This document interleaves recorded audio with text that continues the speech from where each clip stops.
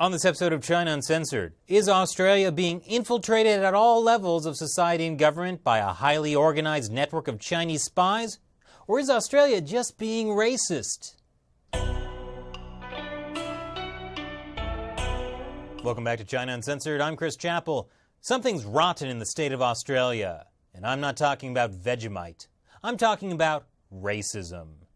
The Chinese embassy has accused the Australian media and government of having a Cold War mentality, racial prejudice, and anti-China hysteria and paranoia.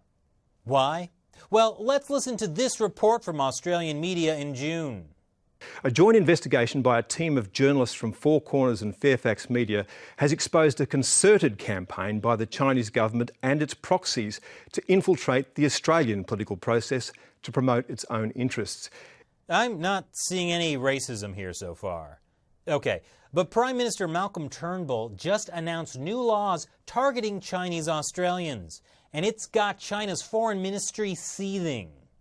We were shocked at what Turnbull had said. Such comments pander to certain irresponsible reports in Australian media. They are full of prejudice against China. Yeah, just listen to what Turnbull said at the beginning of the month. Now, I want to be very clear. We are focused on the activities of foreign states and their agents in Australia and not the loyalties of Australians who happen to be from another country. Wait, so he's specifically stating that the issue is not about questioning the loyalties of Chinese Australians. I'm not seeing the racism there either. Could the Chinese Communist Party be, I don't know, using racism to distract everyone from the actual facts? But would they really do such a thing? After all, China's state-run People's Daily said the Australian government should uphold the principle of truth from facts. Well, let's take a look at the facts. This December marks 45 years of bilateral relations between the People's Republic of China and Australia. According to the New York Times, China has long treated Australia as a laboratory for soft power experiments, flexing its economic muscle, sending students to study at its universities, and creating organizations with close ties to the Communist Party. That was also the gist of the Fairfax Media and Four Corners reports from earlier this year. However, what China failed to realize is that by sending its citizens to study in Australia, they'd end up with, let's be honest here, the most confusing English accent. I mean, Choco? Bicky? Macca's? I rest my case. Anyway, in response to media reports exposing the CCP's attempts to influence Australia, the Turnbull government is proposing laws banning foreign campaign donations and requiring transparent registration of foreign agents. The laws are actually modeled after similar laws in the United States. They make it illegal to support foreign intelligence agencies, leak information, and steal trade secrets, with offenders facing 15 to 20 years in prison. Notice that none of that specifically targets China. It's just that, considering which foreign powers are actively trying to infiltrate Australia, China will be most affected by the new laws. Take a specific case, for example. Australian Parliament member Sam Dastyari, whose face answers the question, what if Mr. Bean ate too many Tim Tams, ran for office, then resigned in disgrace? Media are now calling Sam Dastyari Shanghai Sam, but there's nothing funny about that, because the media reports I just mentioned uncovered thousands of dollars worth of campaign contributions made to Dastyari by Huang Xiangmo, a Chinese billionaire with questionable ties to the Chinese regime. Now, while that all was very sketchy under Australia's old campaign contribution laws, sketchy was perfectly legal. In fact, Huang Xiangmo gave almost $2.7 million to the three biggest Australian political parties over the course of 4 years. At least $1 million of that was raised by Dastyari for his Australian Labor Party. But earlier this month, it came out that Huang Xiangmo and Dastyari's relationship went deeper than anyone expected. At a press conference with Chinese media in 2016, Dastyari contradicted his own party's stance on the South China Sea. No one knew exactly what he said, just that Chinese media started reporting that he was saying Australia should butt out of the South China Sea conflict, which was the opposite of what the Labor Party just said the day before. The Labour Party was saying the Chinese regime should abide by a recent ruling by The Hague rejecting China's claim to a big portion of the South China Sea.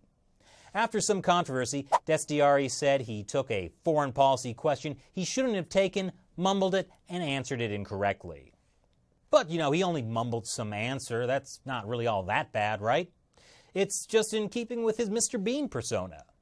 And so he began to build up his career again. Except a recording of that conference just came out, and it sure doesn't sound like mumbling.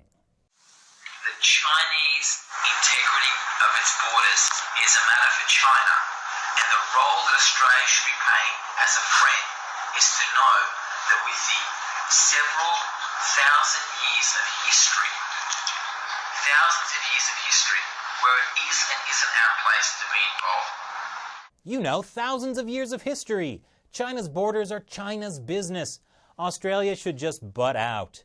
Why, that sounds just like the official Communist Party line. And we now know that a few weeks after Dastyari mumbled that response, he also kind of accidentally stumbled his way to Huang Xiangmo's mansion and alerted him that his phone was probably being tapped by security agencies. As in, hey, the Australian authorities are watching you. You might want to use a burner phone for all your illegal activities. Just saying, as a friend. What a lovable klutz, just like Mr. Bean. Dastyari is also accused of trying to pressure another member of his own party to cancel a meeting with a pro-democracy activist while she was in Hong Kong.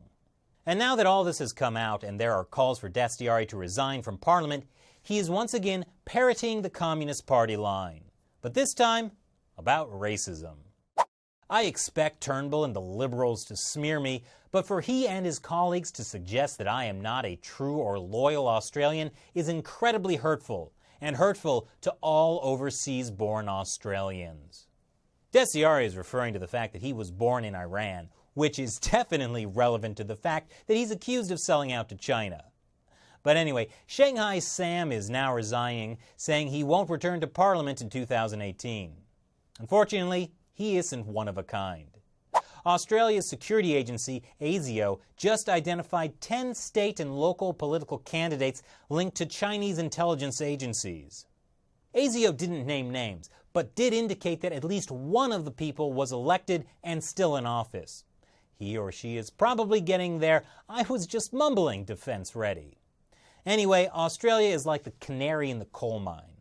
Other countries need to take a look at what's happening because it's not just Australia.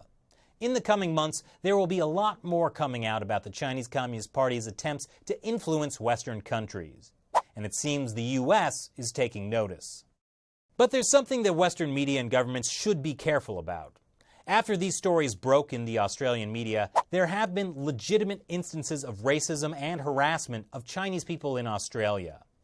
And that's a shame, not just because racism is bad, which it is, but expressing prejudice against 1.2 million Chinese Australians also plays right into the Chinese Communist Party's hands. Let's not forget, the first victims of the CCP's infiltration into foreign countries are the Chinese people living in those countries. They are the first ones to be infiltrated and influenced, not to mention silenced by the party. The CCP's United Front Work Department has a special division dedicated to targeting overseas Chinese to maintain their loyalty. And then, when the CCP's actions cause a backlash toward normal Chinese Australians, the Chinese regime changes tactics, trying to act like it's the defender of overseas Chinese, heroically protecting them from a racist Australian government and media. In this case, I think the Australian government and media have been, for the most part, very careful to not be racist against Chinese Australians. Sure, that hasn't stopped the CCP from making their accusations, but, like the People's Daily said, we can all judge the truth from facts. So what do you think about Australia's new foreign interference laws? And what do you think about the Chinese regime's claims of racism? Leave your comments below. Thanks for watching this episode of China Uncensored. Once again, I'm your host, Chris Chappell. See you next time. Don't hurt the feelings of the Chinese people. Visit ChinaUncensored.tv. We upload full half-hour episodes you won't see on YouTube. Learn about interference from the Chinese regime before even world leaders do. ChinaUncensored.tv.